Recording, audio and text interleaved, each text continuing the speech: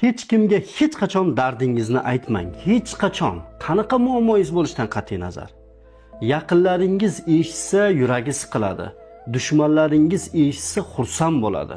Shuning uchun hech qachon dardingizni hech kimga aytmang.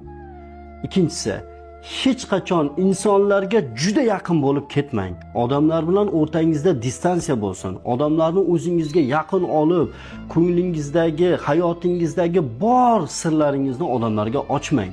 Ularga bog'lanib, ularga qattiq muhabbat qo'yib qolmang. Chunki insonlar istagan paytda sizdan voz kechib yuborishi mumkin yoki istagan paytda sizga dushman bo'lib qolishi mumkin yoki istagan paytda manfaatlar tugaganda siz bilan aloqani uzib qo'yishi mumkin va hech qachon hech kimga suyanmang. Chunki siz suyanadigan insonlar ham kimlargadir suyanadi.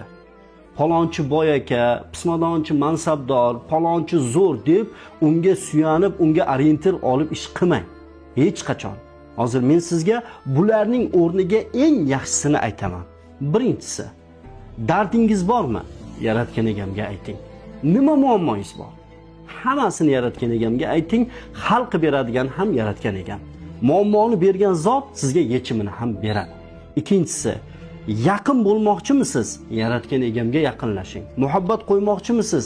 Yaratgan egamga muhabbat qo'ying. O'lmaydigan zotga, hech qachon sizga xiyonat qilmaydigan zotga, hech qachon sizni tashlab ketmaydigan zotga muhabbat qo'ying va yaqin bo'ling. Va uchinchisi, suyansangiz ham yaratgan egamga suyaning. Yaratgan egam hech qachon o'ziga suyangan bandasini, do'stini tashlab ketmaydi, uni hech qachon yolg'iz qo'ymaydi va uni hech qachon muammolar girdobida tashlab qo'ymaydi. Endi bularga qanday erishish mumkin? Mana shu aytgan 3 ta narsamga qanday qilib yaratgan egamga muhabbatli bo'lib, dardingizni aytib, suyanish mumkin? Qanday qilib? Buning bitta yo'li bor. Buni ilmini o'rganish kerak. Mana shu ilmlarni jamlangan bitta kitobni tavsiya qilaman. Bu ham bo'lsa, Usoma Minshaviyning Alloh sari 20 bekat kitobi.